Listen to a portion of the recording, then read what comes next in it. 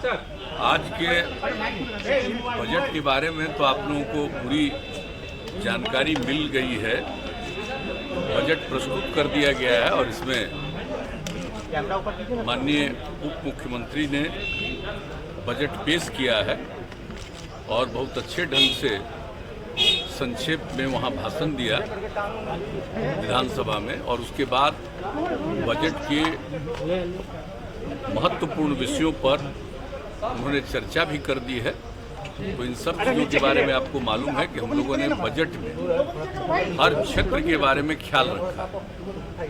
एक तो मौलिक चीज़ आप समझिए कि जो योजनाएं पहले से चल रही हैं और खास करके जो 7 निश्चय पिछली बार हमने शुरू किया था, उसमें जो चीज़ें जैसे कुछ जगहों पर सड़कों का निर्माण या हर घर नल का जल, उसका कुछ जगह पर काम जो रुका हुआ बचा है, उन सब चीज़ों के बारे में सारा प्रबंध कर दिया गया है।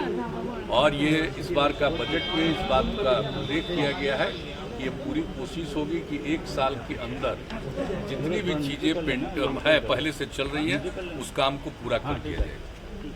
और इसके अलावा जो जल जीवन हरियाली अभियान के अंतर्गत जो काम हो रहा है उसको आगे निरंतर रूप से बढ़ाया जाएगा।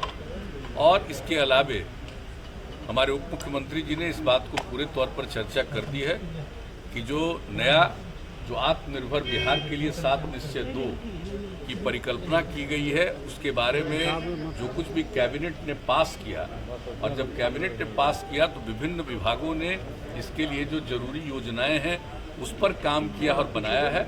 और इस साल के बजट में प्रावधान किया गया है, इस पर सारा काम हम लोगों का शुरू हो जाएगा नए वित्तीय वर्ष में 21-22 में।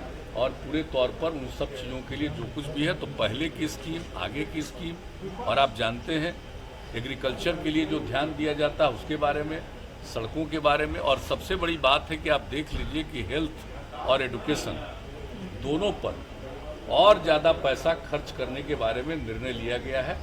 तो सब लोगों को जो सुविधा मिलेगी उस सब चीज़ के लिए प्रावधान है ऐसी परिस्थिति में भी।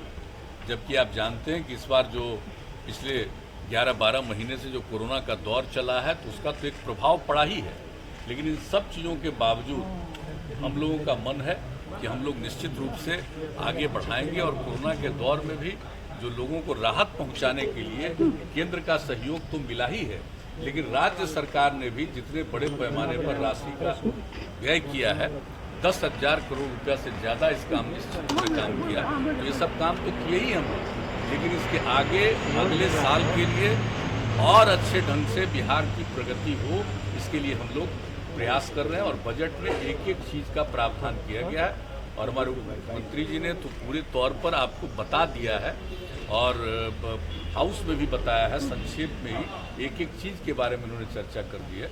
और इसके अलावा आप लोगों के समक्ष भी इन लोगों ने बता दिया।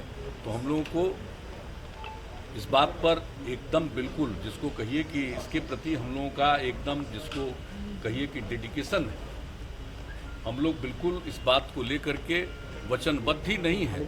हम उस पर अनुपालन करना चाहते हैं, उसको क्रियान्वित करना चाहते हैं। उसके लिए बजट में बहुत सारे प्रावधान किए गए हैं ऐसी परिस्थिति में, जबकि आप जान रहे हैं कि आर्थिक स्थिति पर पूरे दुनिया में, पूरे देश में सब पर असर पड़ा है।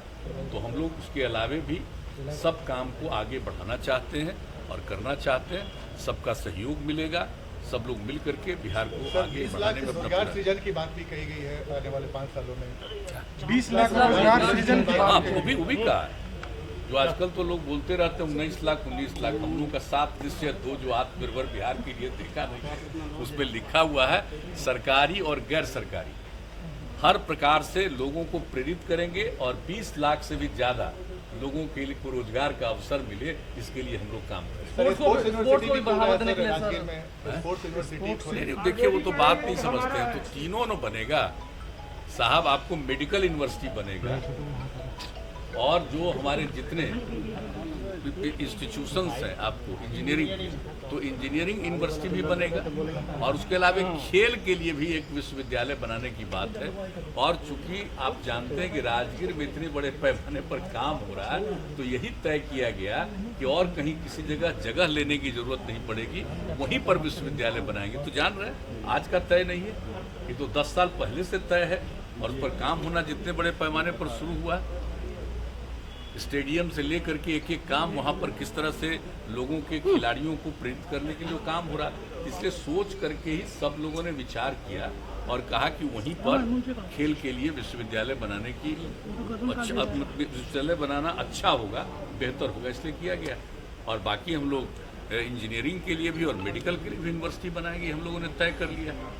और आप जानते हैं कि इसके लिए हम लोगों ने आपस में देखना शुरू कर दिया है कि किसका कहाँ होगा, तो उसके लिए भी सब तैयारी चल रही है। और जब वो अंतिम हो जाएगा कि कहाँ पर और क्या बनेगा, तो उसके बारे में फिर बात इसको घोषणा की जाएगी, हम लोग बनाएंगे। बड़े बड़े जो मैचेस होते हैं मुख्यमंत्री जी अन्य राज्यों में, लगता है कि बिहार में भी स्पोर्ट्स अकेडमी बनने से वैसी प्रावधान काफ़ी अच्छा होगा। देखिए, स्पोर्ट्स को बढ़ावा देने के लिए तो आप जान रहे हैं हम लोग प्रारंभ से ही पूरी कोशिश करते हैं।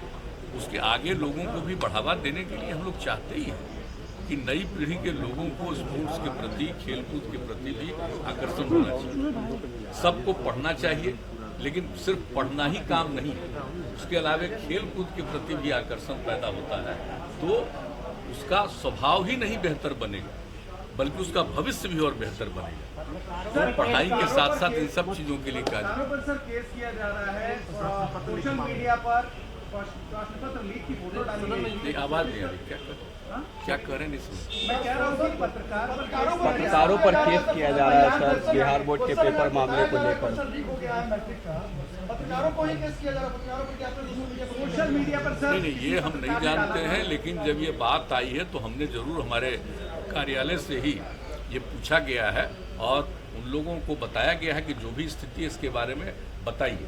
लेकिन अभी आप जानते हैं कि हम 2 बजे के थोड़ा पहले यहाँ पर लौट करके आए हैं, तब हमको जानकारी मिली कि यह बात जो उन लोगों ने कहा सही नहीं, हम कि पूरे तौर पर देख करके जांच करके आप ही लोग मीडिया के समक्ष इन सब चीज़ों को बता दीजिए। और जो पहले एक बात आई थी, तो उसके बारे में जो बात आई थी तत्काल उस पर जांच करना, कार्रवाई करना, और कहा गया है कि हर दृष्टिकोण से एक एक चीज़ पर सजग रहिए और ताकि इस तरह से कोई नहीं कर सके। तो ये सब बातों के बारे में कहा गया है, लेकिन इसके डिटेल के बारे में आपको वही लोग बता दें।